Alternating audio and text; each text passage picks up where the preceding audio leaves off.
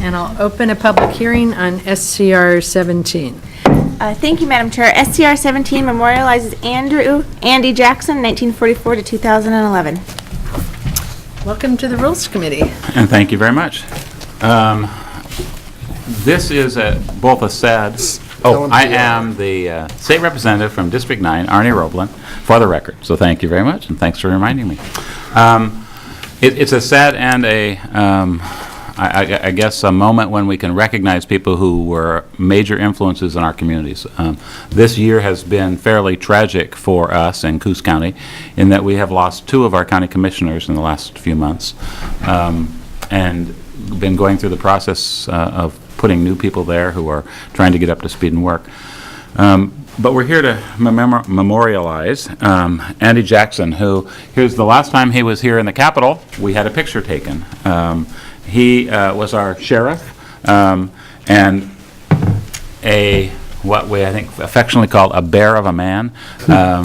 He was athletic and imposing. He rose in rank in our county as a deputy up to the commander of our jail, and was one of those people, when you first met him, if you were on the wrong side of the law, he had an intimidating and imposing presence, which helped keep things in order. When you got to know him, you knew he had this huge heart, that he was about helping people make good decisions, and always there when you had kids around. We got to meet with him with our schools. He was always approachable and had a great sense of humor, a wonderful community member. And he decided when he retired in 2010 that he was going to run for county commissioner. And he was so well loved in our community that that was a kind of an overwhelming win for him without actually doing a whole lot. People just knew him. And if you knew him, you liked him. So that led us to him being elected and starting as county commissioner, and it was very shortly after that that he had a heart attack and died. And we're here to say he was a very unique individual and a person who was just Andy. They talk about in the memorial he was the first African-American sheriff in Oregon, but that was never something that he wore. He was a sheriff, and that's it. As a couple people said in his at his funeral service, he liked to drive fast too, and so when people would head off to go from one place to the other, if they didn't have a head start, Andy was always there first, and oftentimes even if they had a head start, Andy was there first because he wanted to get his work done.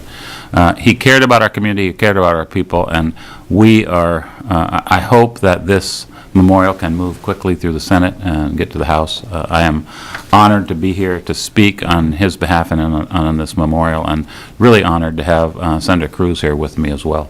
So, thank you. Senator Thank you, Coos. Speaker Roblan. For the record, Jeff Coos, Senate District 1. Andy's been a friend of mine for a long time, and it was a shock and a tragedy when we lost him. Because he would have been a great county commissioner. I agree. Speaker Roblan did mention the fact that the events in Coos County have been striking and unique, to say the least, and so we have the loss of 2 county commissioners. So Speaker Roblan and I kind of teamed up on this because it just so happened we each had a priority bill left, and so that's why we started the one for Nikki Whitty in the House and the one for Andy here in the Senate. But what I want you to know is that he's got to go meet with the governor. I don't know what that's all about. I told him I'd take his place, but but anyway, our plan, I just want the committee to know what our plan is to expedite this bill to the floor of the Senate so that we can get it over to the House, so that we can have the ceremony for both families at the same time in the House chamber. And so we won't do the celebratory things for Andy here other than acknowledge him on the floor and coordinate all of those activities once the bills are on the floor of the House. The House Rules Committee passed out the one for Nikki Whitty last week, and of course, obviously, it's on Speaker Roblan's desk now. So it would be my request of the committee to expedite it, move it out today, and let's get it across our floor and in the possession of the President or the Speaker of the House as soon as possible. I won't take up any more time. There are several other folks here that want to speak highly of Andy. So thank you for hearing this and expediting this, and so we can honor these two very wonderful Oregonians who are sorely missed on the coast at the same time in a ceremony in the House. Thank you very much, Senator Coos. Thank Thank you. you for bringing this to us. And you're right, we do have several people signed up, and I will call them all. That's Sheriff Gil Gilbertson, Sheriff Tom Bergen, Paul Snyder, and Mike MacArthur. If you'd all like to come forward, that would be great. Good afternoon and welcome to the Senate Rules Committee. And whichever of you would like to go first, please start right in. If I may, Sheriff Gilbertson, Josephine County. I only knew Andy for about 6 years, and he was a proud man, and he was what we call a sheriff. First time I met him, I walked in wearing a hat in the building. He said, "Drop and give me 20." He had a tremendous sense of humor. We're here today representing the 36 sheriffs in the state of Oregon.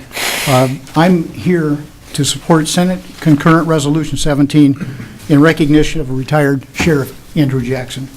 Like many of us across the state, Oregon sheriffs felt an overwhelming sense of loss when Sheriff Jackson passed away suddenly in February of this year, or 2010, I'm sorry.